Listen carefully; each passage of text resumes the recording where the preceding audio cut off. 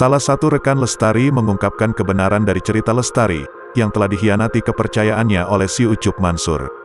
Namun sebelum lanjut, bisalah kalian tekan tombol subscribe terlebih dahulu, dan tonton videonya sampai habis agar kalian tidak setengah-setengah dalam mendengarkan berita.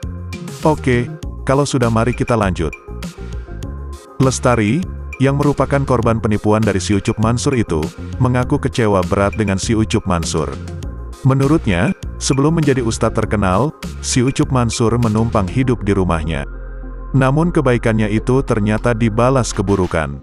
Lestari menyatakan, kalau si Ucup Mansur mengkhianati kepercayaannya hingga membuat rumahnya terjual, untuk membayar tanggungan si Ucup Mansur yang menggadaikan mobil-mobil rental.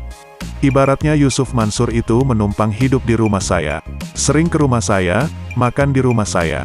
Kalau tidak ada uang untuk makan juga sering saya kasih, ucap Lestari yang kini menumpang hidup di rumah kakaknya di Batam, beberapa hari lalu.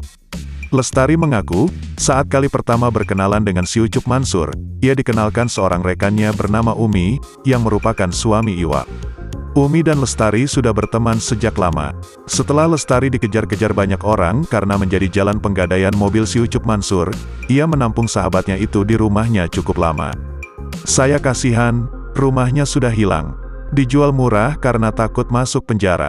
Rumahnya luas 120 mm tahun itu, 1999, hanya dijual 50 juta.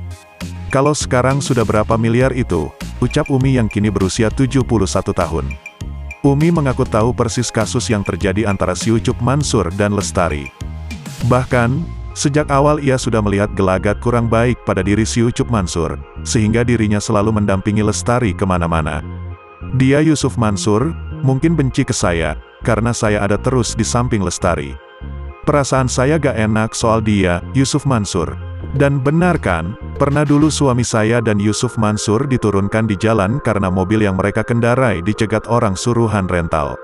Yaitu, ternyata mobil rental digadaikan zaman, ucapnya. Pernah berulang kali mereka mendatangi rumah si Ucup Mansur untuk menagih tanggung jawab. Namun upaya perempuan tua itu belum berhasil hingga kini.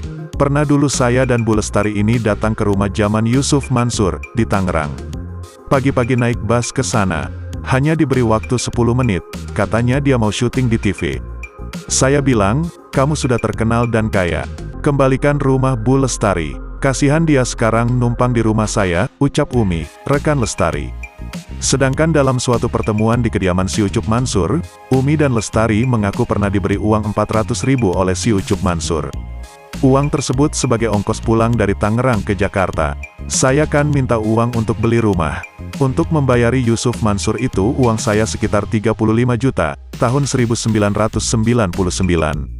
Tapi dia kasih uang 400.000, terus bilang nanti akan transfer 5 juta. Tapi ya sampai sekarang tidak pernah transfer, ucapnya.